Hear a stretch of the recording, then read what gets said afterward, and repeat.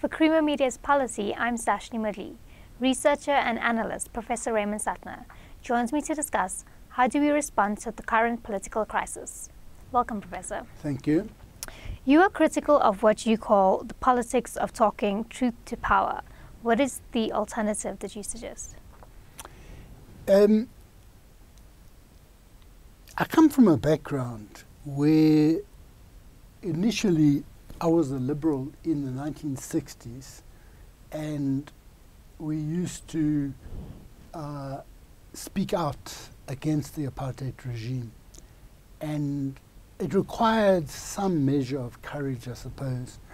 Not for me at the time, I wasn't likely to be arrested, but some people got banned and got arrested and so forth. But I came to recognize then that just having the courage to speak was not sufficient. You needed to have an organizational approach to defeat the apartheid regime.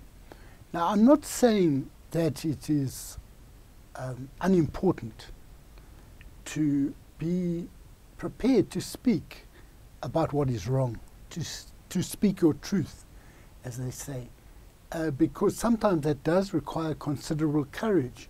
In the case of these SABC people, one has seen that they have been prepared to risk their job by speaking out.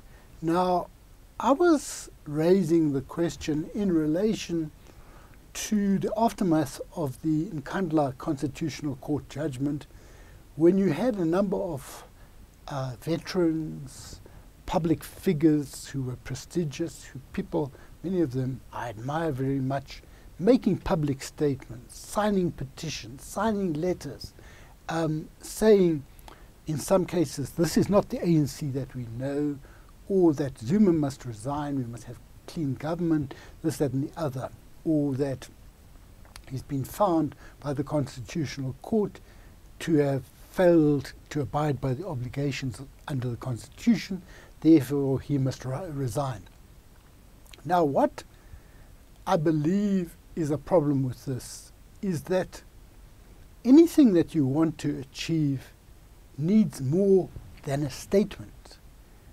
Statements are important expressions of opinion, but they blow away with the wind. The way in which I have learnt that one brings about change, the way in which we defeated the apartheid regime, was that it was organized at every level, that people were involved beyond those on public platforms. Even internationally, you had to organize. You had anti-apartheid movements in Britain, in Australia, in the Nordic countries, in the Netherlands, etc., etc. And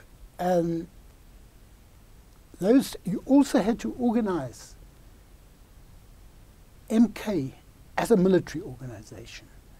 You had to organize people inside the country, first of all behind a vision, like the Freedom Charter, or in the case of the UDF, when the UDF came to the fore, there were new issues that went beyond what was stated in the Freedom Charter, and these had to be incorporated. So on the one hand, you need to advance a vision of how we get out of the problem presented by the current Zuma-led ANC and government.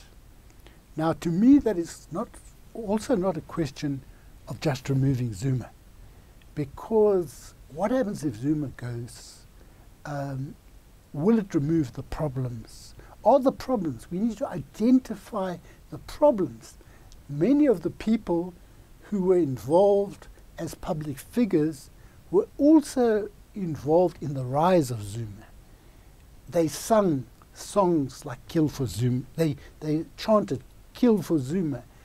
They were around at the time when violence was unleashed against COPE. What is the problem that we want to remedy? Is it just the Nkandla repayments? My view is that the presidency of Jacob Zuma is a package of problems. And one of the key problems, I believe, that is not being addressed is the violence. And unless we address violence, as long as we think it's harmless to sing songs like Bring My Machine Gun and things like this, then we are not going to remedy the situation which has now turned on the ANC itself, where lots of ANC people are being killed within the organization. So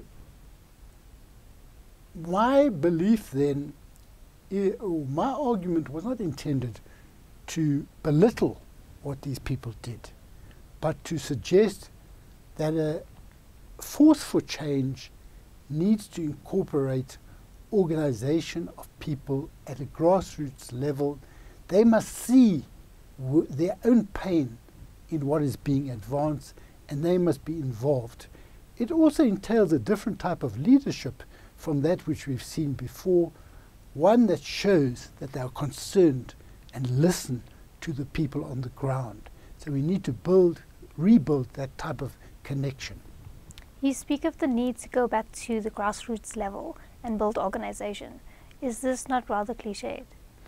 Yeah, look, it's a cliche to say build organization, but the truth of the matter is nothing happens if we all just do what we want to do. You people work in an organization, and there is a division of tasks. There is, but you are not, let's say, a political organization. Let's go to the reasons why people have to be organized politically. If people are angry, as you have with these protests around water and other basic needs, they tend to fizzle out. They appear in one place 1 or 2 days, then nothing happens, and it happens in another place. Then 2 years later, this community gets angry again, because in most cases they are not organized.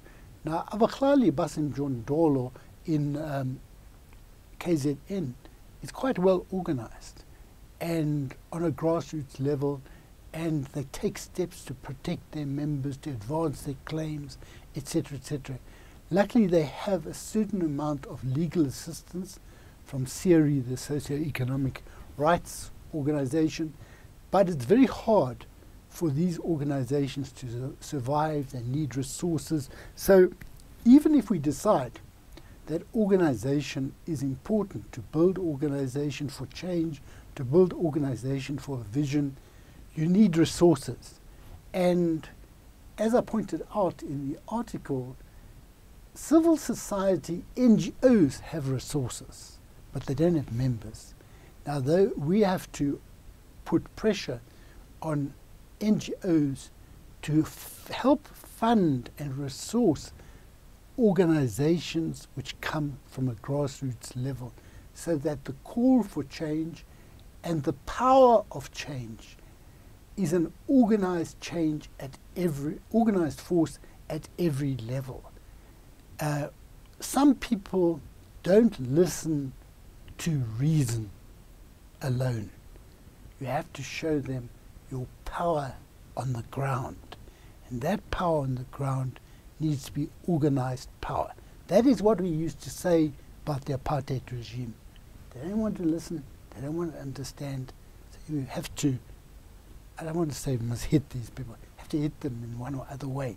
Now in present time, actually have to show them that you have some muscle, and muscle must be organized.